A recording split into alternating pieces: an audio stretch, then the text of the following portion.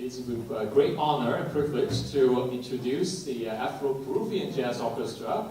And tonight they will be playing one long set at the Marcia Auditorium, so at 8 p.m. So make sure you get your tickets.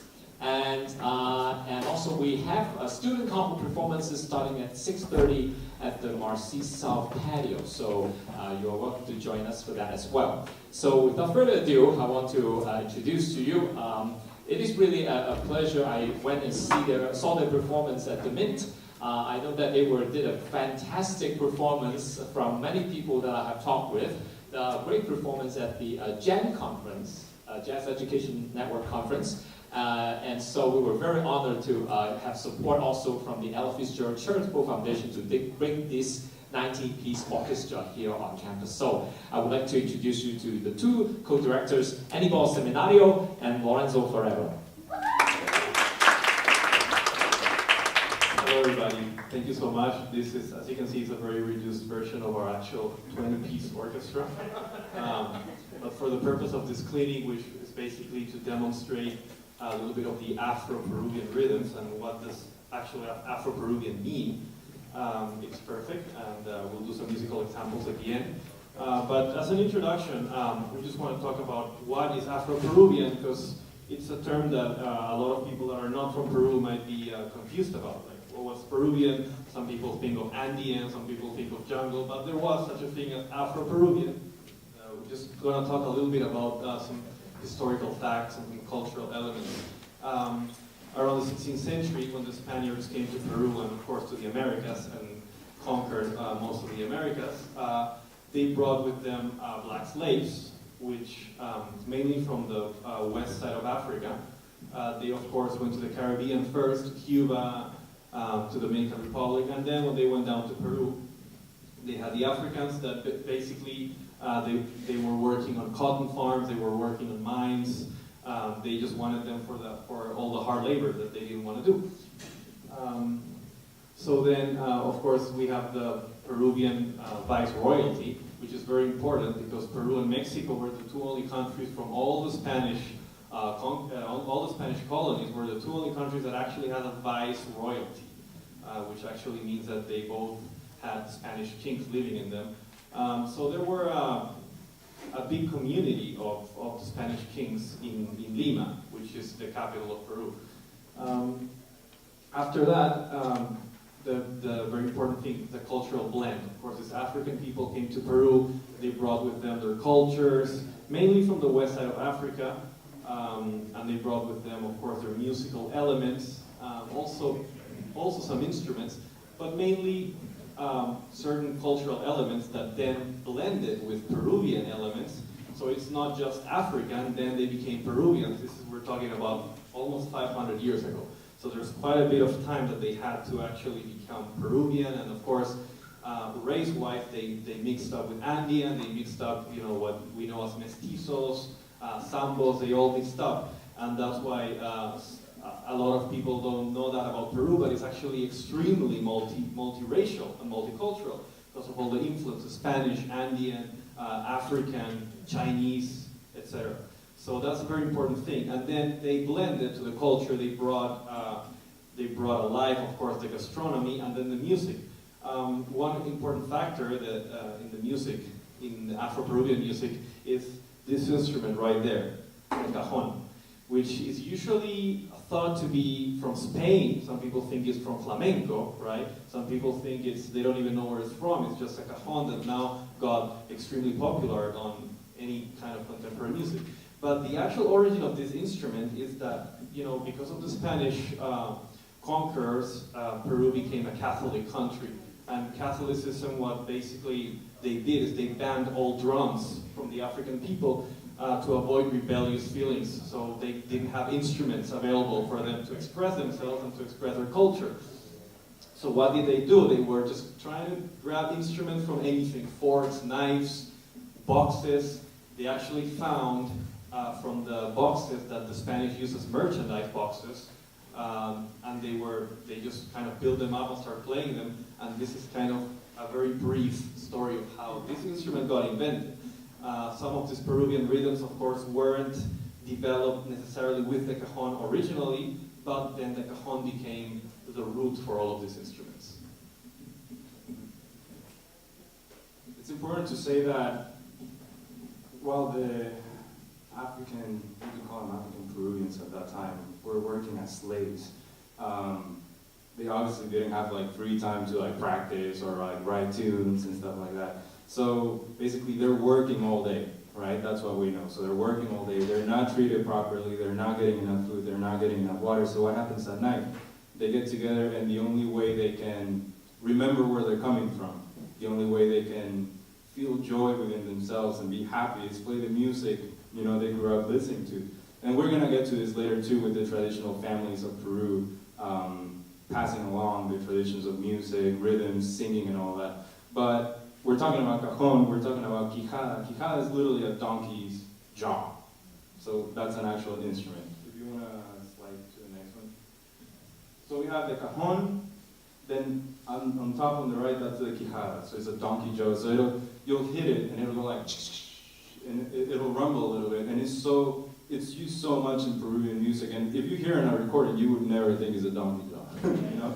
And then the cajita comes way later. But these are all traditional Peruvian instruments. And one thing they have in common is, of course, you have to hit them, and you have to hit them really, really hard. But back to what I was saying before is, families would get together, they would sing, they would create music, but it had so much meaning to it.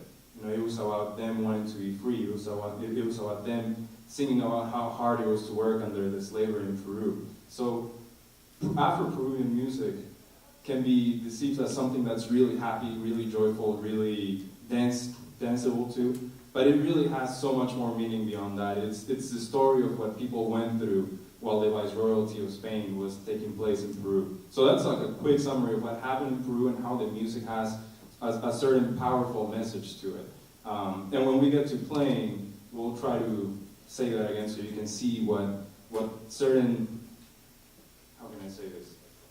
How the meaning comes out when you're playing it. It's not just like, oh, let's play festejo, which is one of the rhythms we'll talk about. It's like you need to realize how that rhythm started.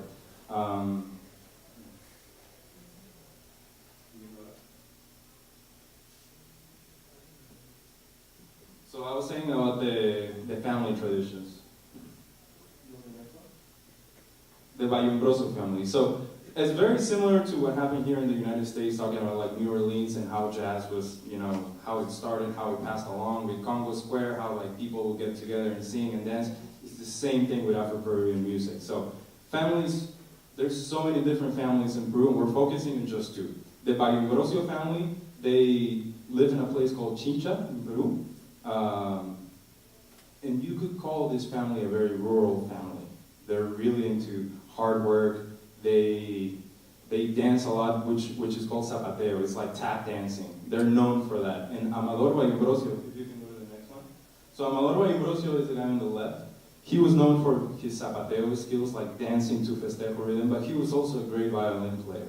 Now, this family has so much tradition within themselves. They go way back to like the slavery times. So when you hear a Vallumbroso person playing cajon, you're definitely listening to like the original way of how to phrase this type of rhythms. So every family has a different way of performing. So it's important to know that. I don't know if you want to help me with this, Hunter, but just the way you play cajon, there's so many different patterns. If you go to Peru and you say like, oh, this is how you play festejo, chances are like 10 different families are going to come up to you and they're going to be like, no, that's not how you play.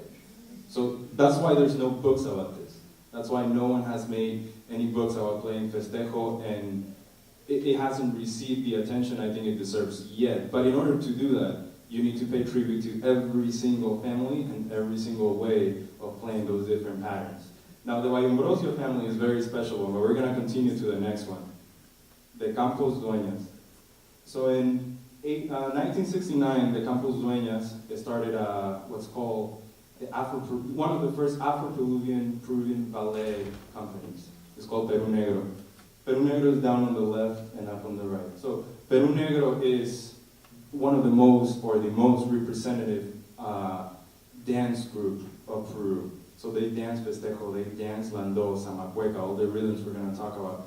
But the Campos Dueñas definitely took Peruvian rhythms and its message along with that all the way across the world. During the 1970s and 1980s, until the 1990s, you could say, they were touring so much.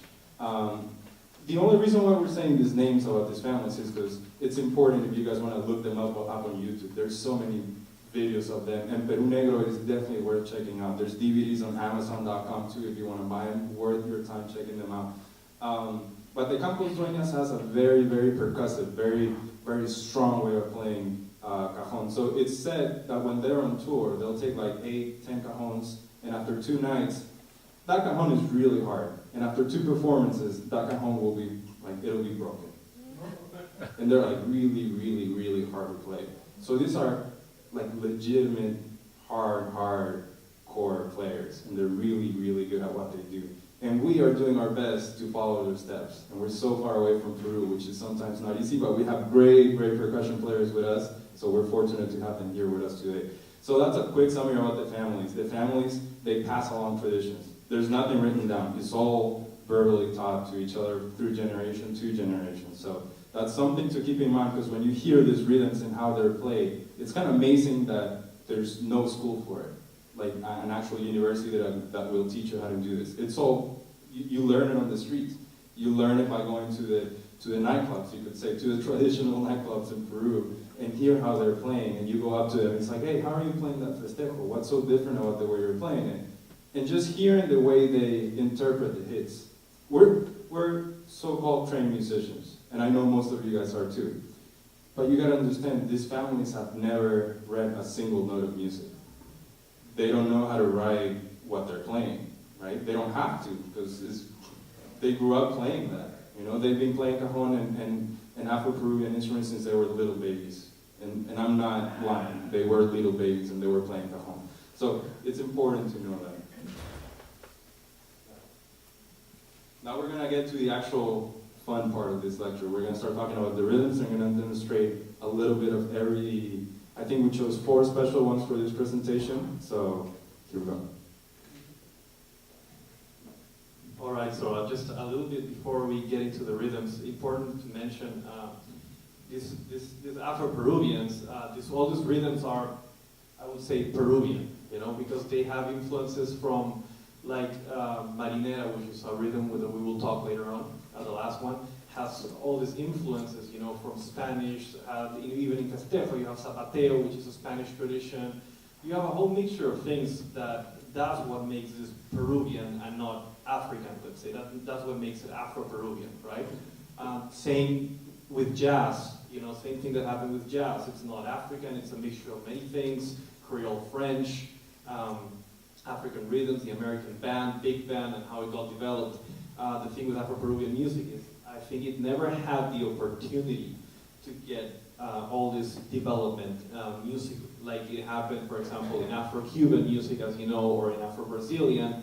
Everybody's heard of bossa nova, right? Bossa nova is, let's say, kind of a chilled version of samba. It's an easy, more accessible version, right? Same thing with Cuba and salsa and how it all got developed.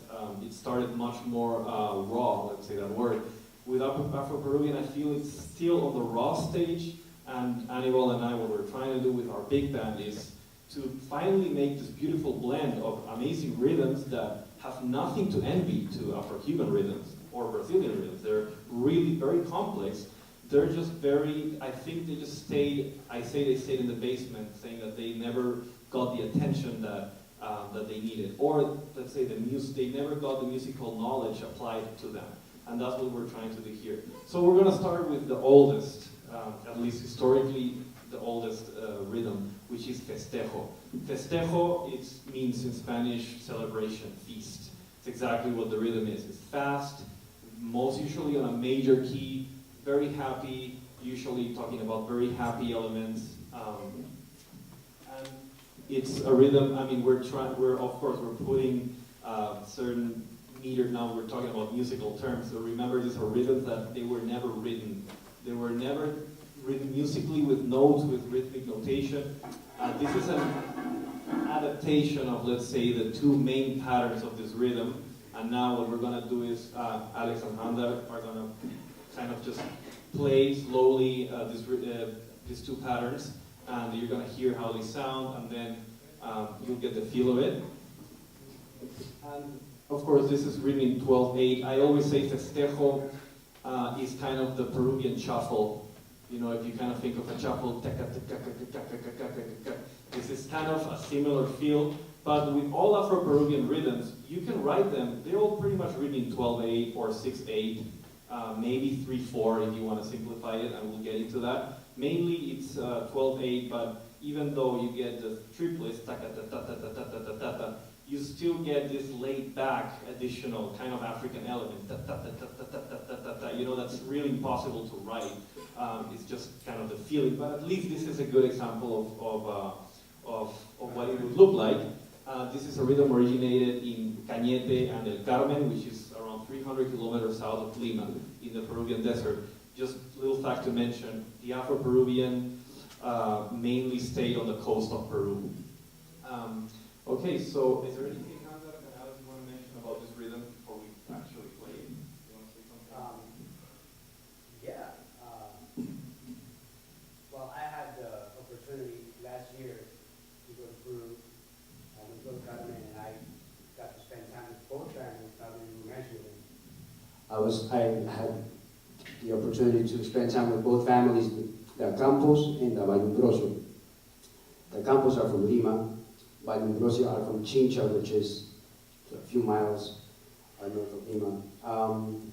And it's interesting because they both had different concepts of festejo. I'll start with the Campos. The Campos started with Ronaldo Campos, which was the grandfather, and then his son, Ronnie Campos, is the one who's in charge of Peru Negro. And this is an ensemble that have, like I said, they have traveled worldwide, spreading the Afro-Peruvian culture. And not only do they play the rhythm, but they dance the rhythm.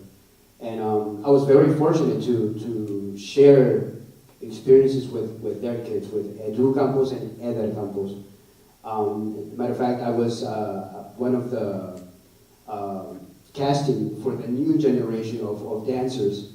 And I tell you, Ronnie Campos he's one tough guy, man. He wants the best, and he selects of maybe 100 people that came, only 10 made it, and that's because he selects the very best of talent of dancers, because he wants to preserve the culture, he wants to preserve the music. So yeah, it was very, very interesting to understand how they dance and how they play. As far as the Vallumbroso, that was a very, for me, I was honored because in Chincha there's a little city called El Carmen, and that's like the root of Afro-Peruvian music, and that's where the Vallumbroso live, in a very humble place, very remote place. And the thing is, one of the Vallumbroso brothers, it was like midnight or 1 in the morning, and he just took out his guitar and we went to the local park and we started playing. I had a cajon and he played guitar and he was just playing festejo, and it was a really nice experience. The kids, as soon as I got there, every kid knew how to tap. Like every kid understood how to play cajon well and how to tap well. That's part of the culture. That's part of the style of festejo. And it was amazing. I was amazed at how all these kids were just practicing every day. They just practice. All they know is cajon and tapping. It's amazing. And they had what is called a yunza negra, a black yunza, which is it's a part of the culture, which is a tree. It's a tree with presents, and the point of it is you dance around it with drums, Afro-Peruvian drums, cajon, conga, quijada, and the point of it is you have to cut the tree as you dance, with the drummers. And and it was just an amazing. And people from all over the world came, because one of the Vallumbroso brothers, he lived in France for many years, so a lot of people from all over the world came. A lot of French people were there. As a matter of fact, his wife is French. So it was an amazing experience. And, now talking about the actual rhythm festejo, there's different patterns. There's Ollita, there's Inga, all within Festejo. And I mean, he'll show you, and you know, just, and even in the Festejo itself, there's parts of it. You know, there's the regular Festejo, and there's a pre-fuga, and there's the fuga. You know, which is it's a gradual thing. You go from very calm rhythm to a very strong rhythm. You'll hear it as we play. So I just wanted to share that. It's really nice. Thank you.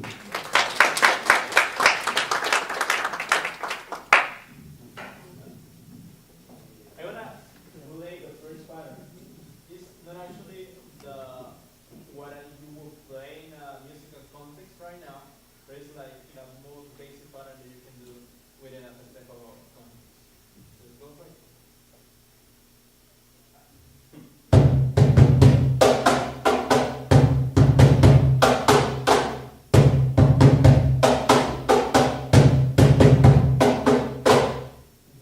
That's the first pattern that is rooted there. Actually, I mean, this is a very fair estimation of what is actually what we play, because like they say, it's not actually, you can write the way you play the notes. So what my approach for this kind of rhythm is like, you have I'm gonna be a little technical, you know what I mean? So you have in a 4/4 score, you have I don't know how you call this pattern. It's in Spanish it's called galopa. So you have a note and two 16 notes together that you should play like this.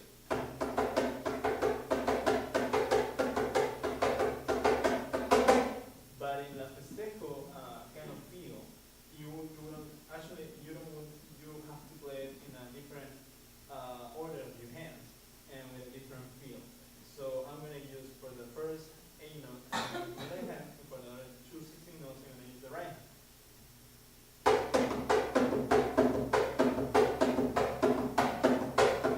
It provides a different kind of feel. This kind of, I mean, this is very like percussive. This is technical, but actually it helps to the percussionists to create a vibe. The things like the order of the hands are really important in this kind of rhythm. So I'm gonna play the next rhythm that is called Alcatraz. The thing with all the rhythms that you have for percussion, it has to do with dances. So we have different type of dances. Like you say, we have Alcatraz, that is a dance meant to be like, the dance is like this. You have a guy, you have a girl, they are dancing together. The guy is behind the girl, and the guy needs to have a candle. And the point of this is the girl should have like a slang, a napkin, something like that, and the guy needs to burn the napkin. So if the guy can turn the napkin on, he will marry that girl.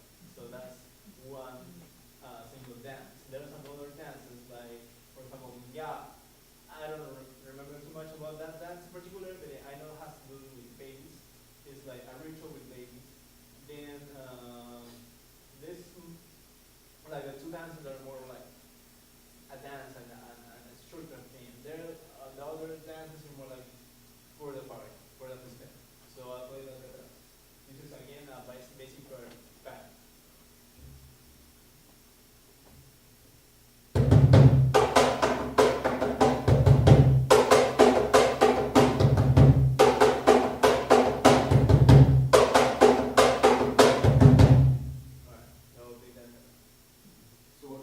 When you hear the cajon play, when you hear the festival, I mean, I get chills, but only because I get chills with everything. But my point would be, we have time, right? In the music we like to, in jazz music, in pop music, when we record to a click, right? And it has to be absolutely perfect for now. But when you hear him play the festejo, you can tell it's not necessarily perfect, right? It's not like like the usual 6/8 we're used to hear, which is usually what marches, right? It could be like that. So it depends what 6/8 you're thinking about. But the way I see it, festejo, it doesn't have to be a perfect tempo. It doesn't have to like walk. In order to walk festejo, you should probably record it without a click. You should just go live and don't worry about it, right? That's the beauty of it. So when he's playing, there's a delay on it. So play the Alcatraz for me.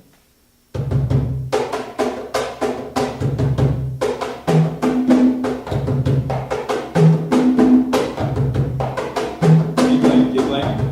So we're in 6/8, right?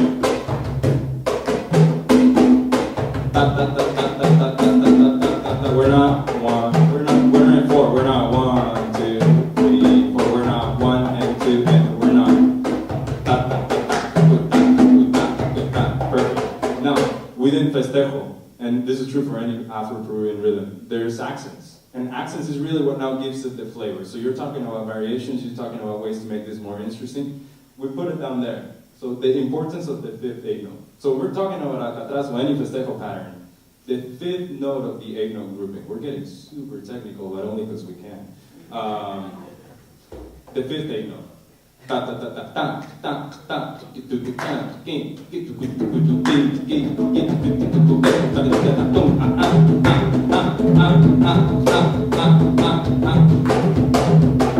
was gonna start dancing, but you guys didn't want to see that. But you see my point? The accent, where the notes go. It makes it swing. So for example, Handa can play the festejo group on congas, and Alex can literally just go ting, ting, ting, and you won't miss the rest of the notes. My point proven right here. 1, 2, 3, 4. Let's go.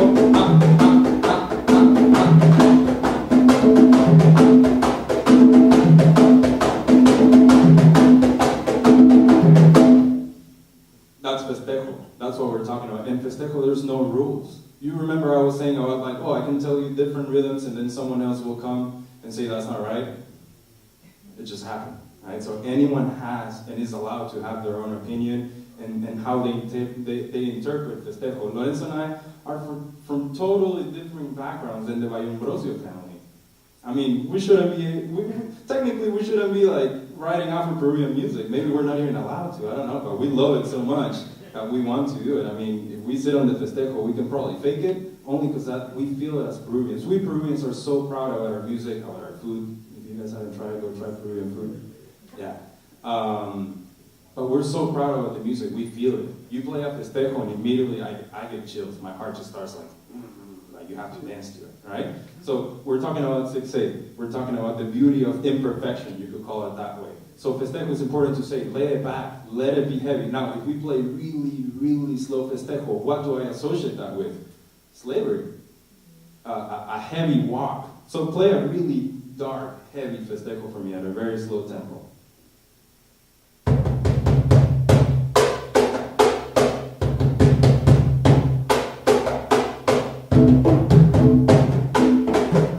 Imagine 10 slaves, Afro-Peruvian slaves, walking all the way to the mountain in chains, all to go to a mine, work all day and night, only to come back home for like 2 hours and then do the same thing the next day, until they die.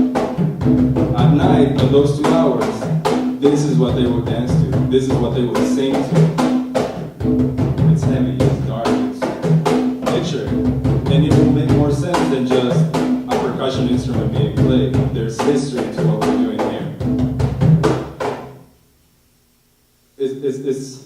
Did you guys feel something with that? Did it make an image on your minds? It's heavy, right? And we're talking about tunes that, yes, can be sang in major keys, can be sung in a joyful way, but the only reason why they did that is so the people in charge wouldn't know they were actually complaining. See what I'm saying? Toromata, which is one of our most famous songs, I mean, you're talking about... Look it up.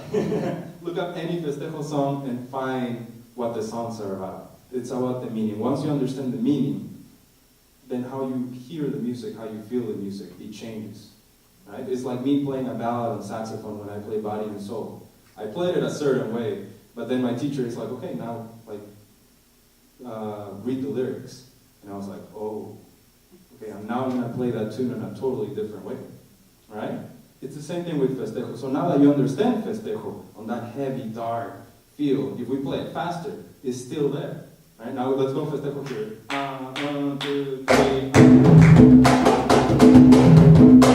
It's still dark, it's still heavy, but at this tempo, we can pretend we're happy, right? We can dance. Listen to the climb.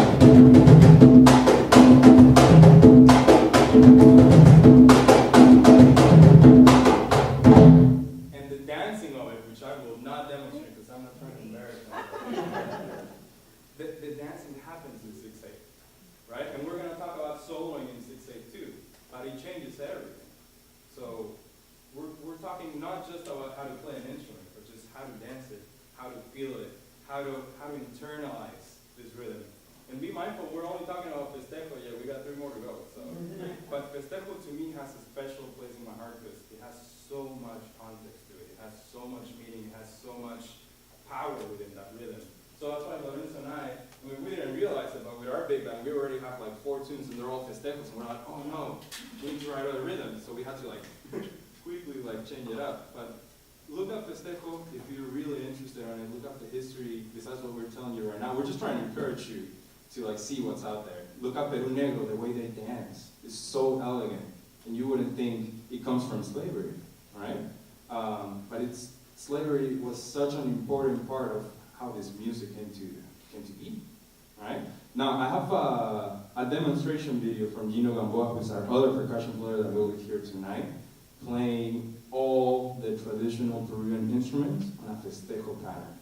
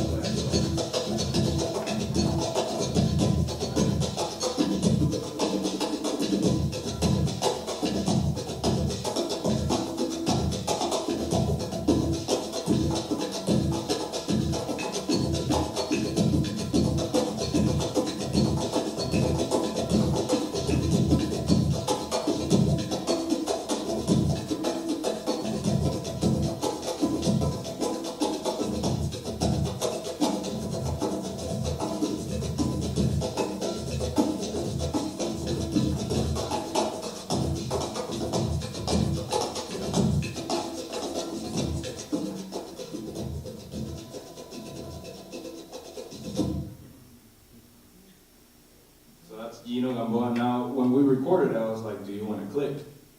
Right? So I recorded the first instrument and then track it, right? He would go one by one. He's like, nah, I'm not going to use a click. So he just started with the congas and then he just kept going. And I was just like, every take was just one take. Why? There's mistakes. Yes, a bunch. But that's the beauty of it, right? It has to not be perfect to be perfect, right? Within that video, how many people could actually tell there were so many variations just with the cajon playing? Like, was it noticeable or did it sound the same?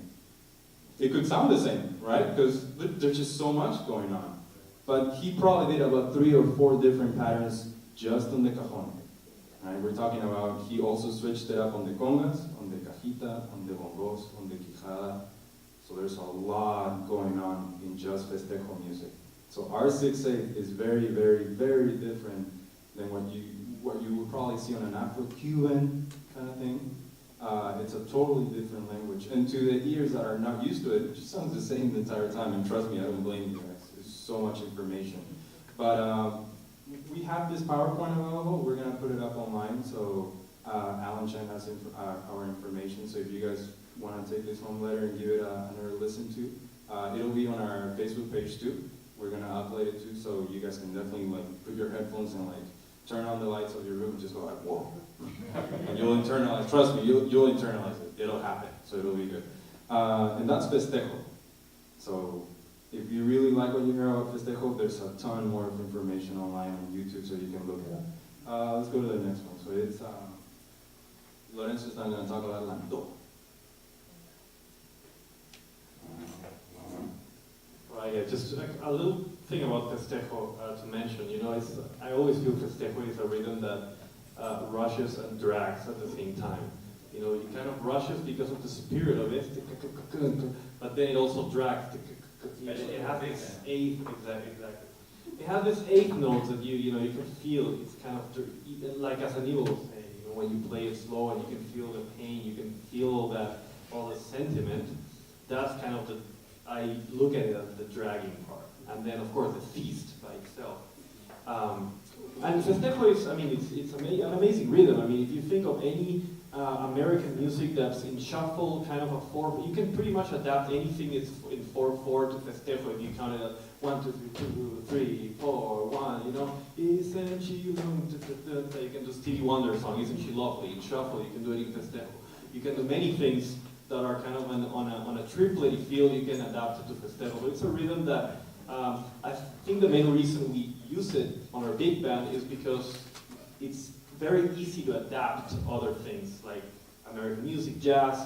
It's easy to adapt something and just make it more triplet and make it into that season festejo. Now, Lando, that's the other extreme. Same region, it was created in the same region in El Carmen, in Peru, but it's completely the opposite in the sense that it's very slow, this is a much more painful groove, and it's usually minor, and it really resembles the slavery. You want to mention something about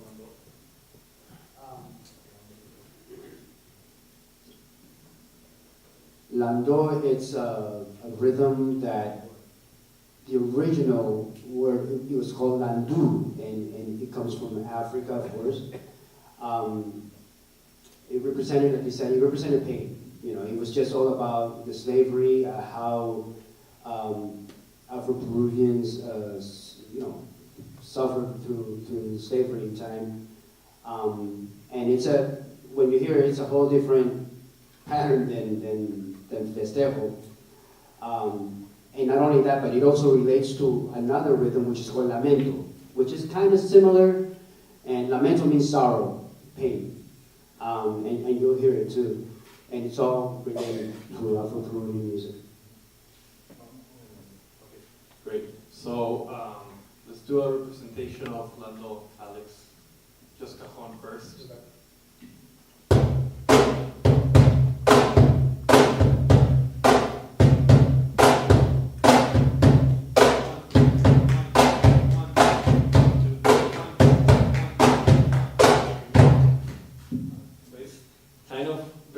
This is probably the rhythm that is hardest to feel for a non-Peruvian, or it's in 12/8, it's in 6/8, but some people prefer to kind of just feel it in 3/4 or 6/4. And you play one more time.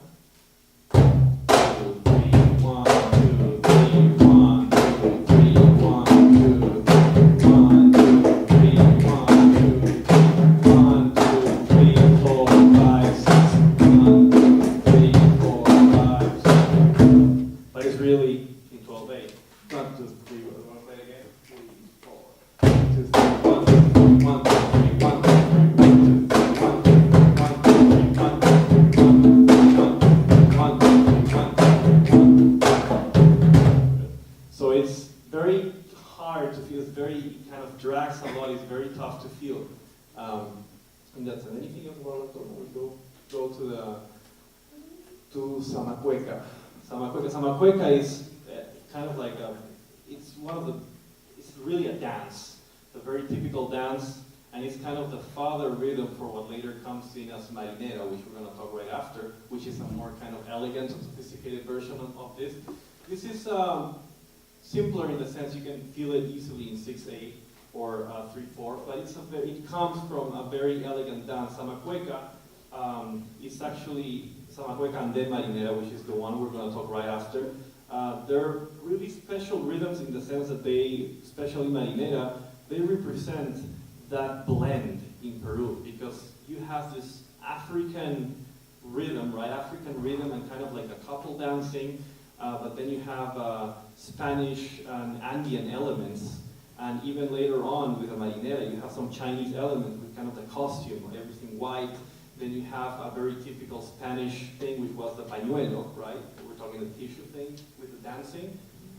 So it really represents that explosion of cultures in Peru, having the African as kind of the main element. So when I did an arrangement called Maria Lando that we actually performed earlier today with the big man, and it was awesome. You guys are great. When I brought this tune to Handa, who we recorded it with, I was like, oh, I wrote this with Lando in mind. And then he heard the recording, he's like, this is not Lando, this is gonna be Samacueca. And I was just like, Handa, like it says Lando on the music. I was like, it's gonna be better with Samacueca. Now that being said, before I get a little more into it, I want them to play Samacueca for me. In Samacueca, can you play me, Handa, play me just the rhythm of Samacueca on cajon.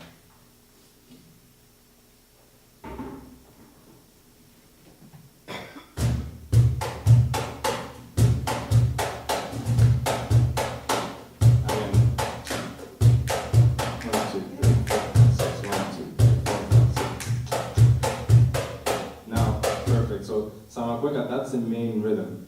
When we recorded this tune that I'll play for you guys, Handa actually recorded 2 cajons on it. So one will stay with that, and the other cajon will improvise on top of that with something that we call floreo. So now they're going to demonstrate it for us.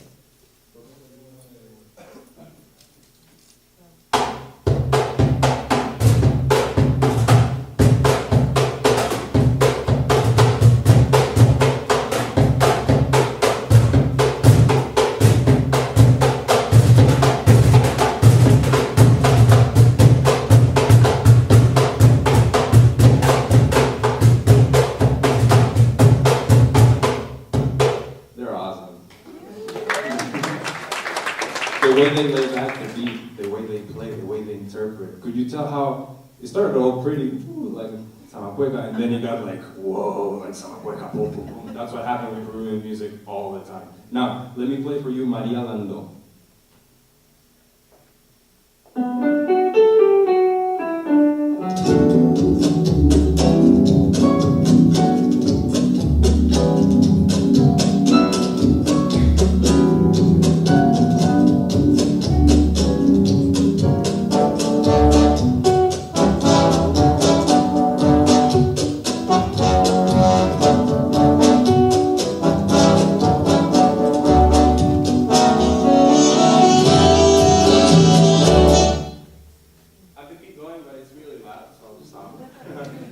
That's a fast way of showing you how we use the Samacueca rhythm, took a traditional Peruvian song and mixed it with the big band. We try to keep it light, we try to keep it elegant, and usually it happens in the studio, and when we go live, it never does because we get too excited.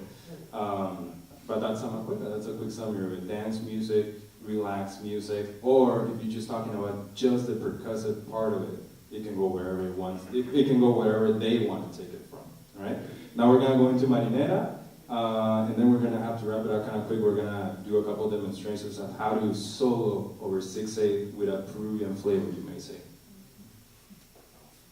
All right, guys. So marinera, which is kind of the elegant version of Samacueca. Can you put the next? Yeah, that. No, not sure. That one. This is a very important thing with all this.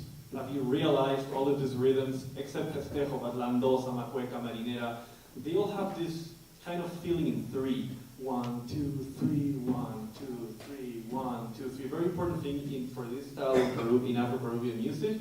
Music is that even though the rhythm is felt in 3, you clap in 2. So what can you play? Just a basic Marinera pattern, just the top one. Top.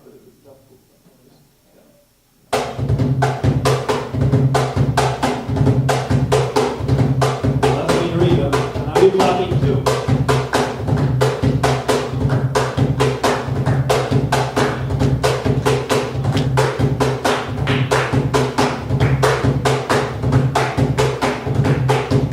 But it's in 3. 1, 2, 3, 1, 2, 3, 1, 2, 3, 1, 2, 3, 1. 1, 2, 3. So you have that. Awesome, thanks. Great job. So then you have that kind of dual in between 2 and 3, which makes the accent and makes the dance very, very sophisticated and very nice.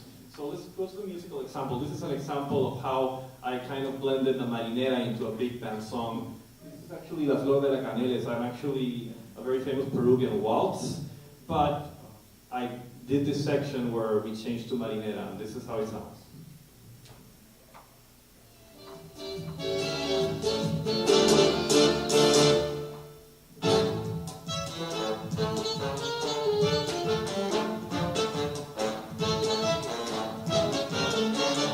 Another topic too.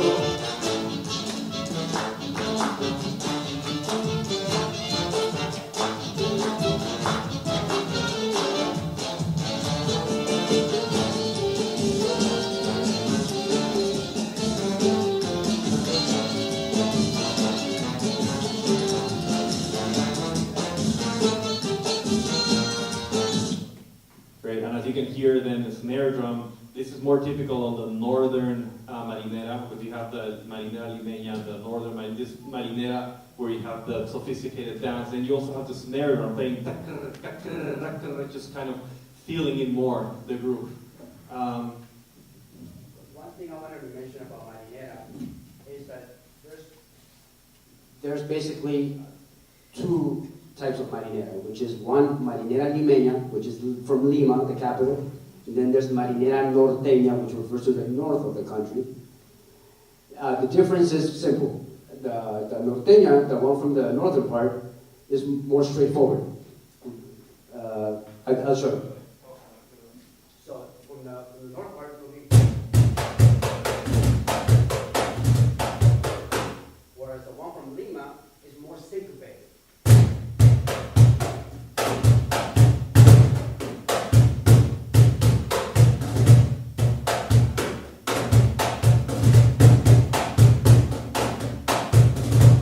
So that's the difference. I don't know if you can tell the difference, but it's more syncopated. I think that northern one is a little more elegant, more dancey. Right, they use more for dances than one from northern, and none of them, right? Okay. Thank you. Thank you. Okay, guys, so we're just going to do a little example with the saxophones and percussion. It's kind of nice because you can hear just the groove and the melodies. We're going to do a little improvisation on an original composition of mine that we're actually playing later tonight with the AP Jazz Orchestra. It's called El Talara. We're just going to improvise over this 4-chord harmony loop while they'll play festejo. And we just kind of show certain accents that we play in the saxophone that exemplify what we were mentioning about in festejo, how you accent that 5th 8 notes, you know, and every second of the triplet in that sense. So we're just going to do a little demonstration of that.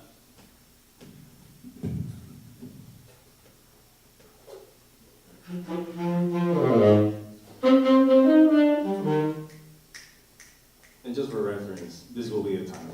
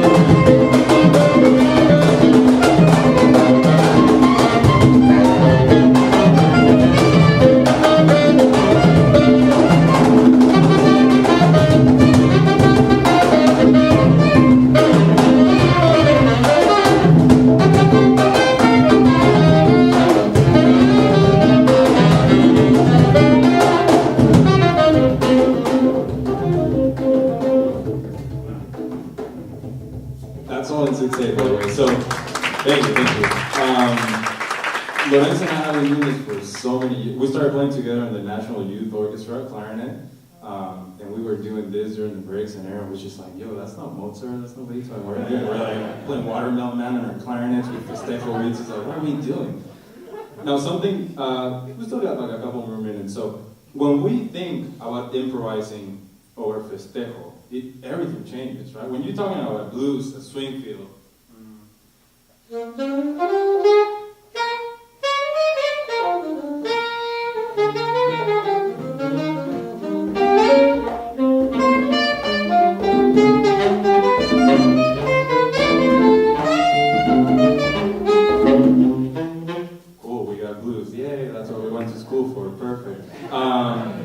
switch back to the same harmonic progression we were doing before.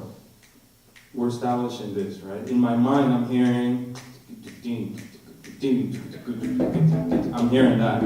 So I have to play over that. So if we're gonna talk about how to improvise over 6/8 or Afro-Peruvian 6/8, I would say focus on the accents, right? Practice your scales that way and try to incorporate those accents and the patterns of festejo on the lines you're playing, and it will fit, right? So if I look at Handel and I go like,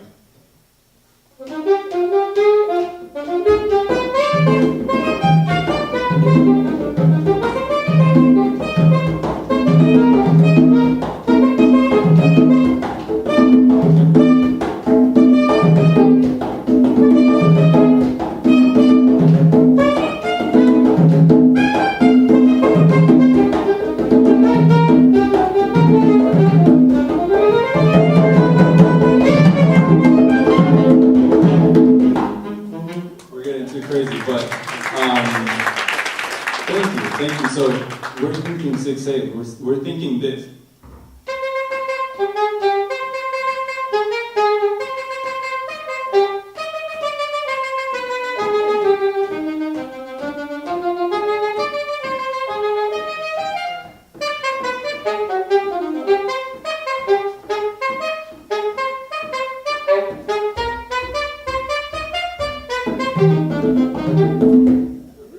Upbeats the entire time, and he came in on the downbeat. He knows where that is. Is this making sense? So it's how you phrase it. It's where you put the notes, right? We have 6/8 notes on 6/8. Pick which ones you're gonna play, right? Don't go to 1. Don't go to 3, right? Go to the middle notes. Go to the 5th, 8th note. So again, one more time. We'll play one more time, and we'll leave it at that. Okay. If you think just melodically, technically, again, if you think of 6/8. Just play 1/8 and then 1/4 note. Ta-tan, ta-tan, ta-tan. That gives you a good thing.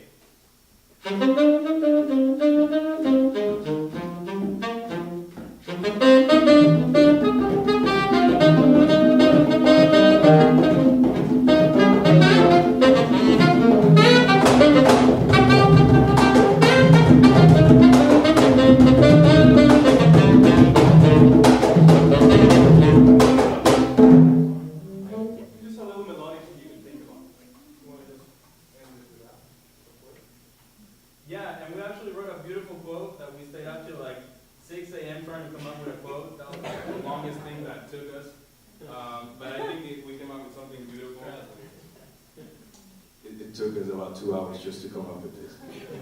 But the message is nice. So in the search for innovation in the arts, it is fundamental to keep the cultural roots that identify you. What are we trying to say? We're Peruvian. We love Peru. We're proud Peruvians. We love everything about Peru, the good, the bad, everything. And I hope you guys feel about the same way of wherever you're coming from, right? Because I'm not assuming you're from here. We're proud of Peru. We love our music, and when we write music, it feels that way. And we hope you feel what we feel while we're playing, right? We're improvising here, we're dancing, there's joy to it. There's pride on what we can play as we can think of, as what we call Peruvian music. And so every note we play, we're just not playing notes. I'm not looking at Handel going like, oh, I'm going to play 6/8 now. No, I'm looking at him and I'm like, we're going to play 6/8, right? We're going to do it the right way. We're going to dance to it. We're going to have a good time. So be proud of who you are, where you come from. And I think that's the best advice we can give you as musicians. If you want to explore with Peruvian music or anything else you want to do, any other cultures, Be proud of who you are, where you come from, embrace it, and let that take you to that next step you're trying to achieve. Especially, you know, nowadays where music starts to just sound very the same, you know, commercial music, just music to make money. You know, you might want to check your luggage and see what you have in there. You know, what you have from your country, what you have that can make you different in combination of then, of course, your experience in life. But it's always important to look back and see what, not only what you have, but then, hey, what is it that you really like about where you're from? You know, just very important things to think of for, we think, in the arts. And boom.